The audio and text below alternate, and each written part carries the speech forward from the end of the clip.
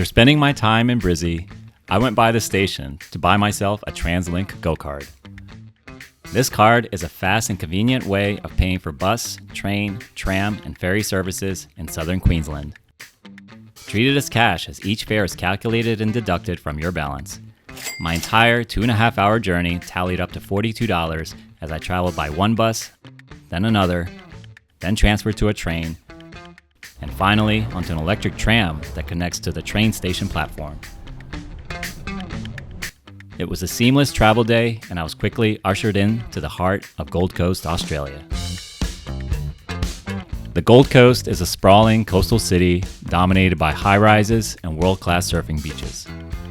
The big tourist poster child is known as Surfer's Paradise, but for me, the big draw will always be the beach. Clocking in at over 3 kilometers of beautiful golden sand and rolling surf, this beach is hailed as one of Australia's most pristine beaches without question. As far as nightlife goes, Gold Coast has no shortage of extravagant nightclubs that line the streets of Surfer's Paradise for an amazing night out.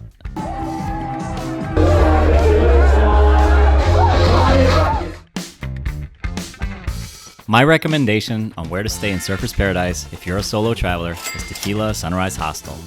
With nearly 100 beds, delicious homemade breakfast daily, and even complimentary dinner really makes this hostel stand out. The dinner changes day to day, and it's a great way to meet other travelers. Of all the fun arcades in Gold Coast, one in particular I can recommend is the Infinity Maze. Basically, it's a trippy fun house for adults, filled with wild illusions and special effects. It's challenging, interactive, and a worthwhile attraction to check off. For a panoramic view of the city, Sky Point has an observation deck on the 77th floor, offering sprawling views of the coastline. You can also supposedly climb a staircase on the rooftop, but I didn't go for it. For New Year's, we had dinner by the beach and watched the fireworks go off from a barge in the open water. A beach party followed after midnight and carried all the way through into the early morning hours. For a quieter, more relaxed waterfront, I went 1 hour south of Surfer's Paradise to the Tweed Heads neighborhood. Here is where you can watch dolphins interacting with the surfers, and nearby Coolangatta Beach offers gentler waves for simple snorkeling. Finally, I suggest doing a quick day trip inland towards Springbrook National Park. It's a nice change of pace from the beach with natural water slides and relaxing soaking pools. Just don't do what I did and cliff jump without your camera securely strapped in.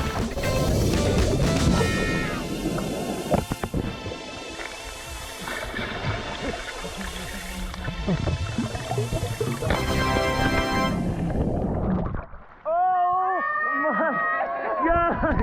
Legend! After Gold Coast, I hitched a ride with fellow travelers to drive 1 hour south to Byron Bay.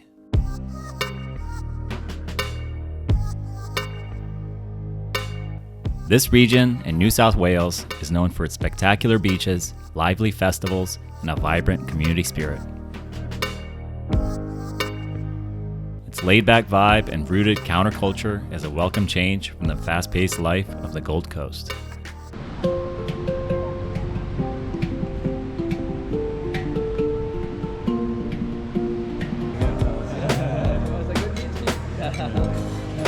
Local bars and microbreweries are scattered about the downtown sector, and there is a surprising amount of quality nightlife here as well. Even if it's not your thing, Byron Bay invites visitors to just cheer up, slow down, and chill out. The following morning, I did the 2-kilometer Cape Byron walking track. It follows along the coast with great views of the ocean and uphill to the Cape Byron Lighthouse.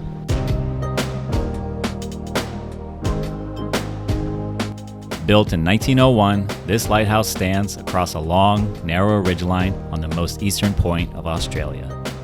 It's a symbolic piece of colonial architecture, a renowned whale watching destination, and gorgeous 360-degree views of the surrounding area. After a short but sweet stay, I got picked up by a good Samaritan while hitchhiking to head back north and towards the Sunshine Coast. In order to get there, take the Queensland Rail from Brisbane Central to the Nambour station, and then the bus line towards Mooloolaba. The whole journey will take around 2 hours. The Sunshine Coast is vast and varied, with white sand beaches and pristine waterways running along the coastline. It felt more family-friendly and less hectic than its counterpart, Gold Coast. One thing I discovered is just how fresh the seafood here is. With daily fresh catches and reasonable pricing, it's worthwhile to stop and sample some of Australia's freshest seafood. Coolum Beach is just north of Mooloolaba, but I just like to refer to it as Dog Beach Heaven. There's lots of space for dogs to run around and just enjoy the beachside lifestyle to the max. Alright, here we go, 5 a.m. Rise and shine. Mount Coolum is also a fun activity to do in the early morning hours, as it will give you the best view of sunrise over the vast beach side of Sunshine Coast. If hiking is your thing, the Glass House Mountains are clusters of volcanic peaks that rise out of the flatlands. There's about 13 in total, and they're reached about 30 minutes inland from the coastline, closer to the small rural town of Beerwah. My last plan was to explore the small, bustling town of Noosa Heads by traversing through the picturesque Noosa National Park. This was probably my favorite area to explore in the region, given its spectacular coastal scenery and wildlife that use the region as a sanctuary. There's a couple of areas to use as swimming holes, strictly based on tide levels, so always plan ahead and never turn your back to the ocean.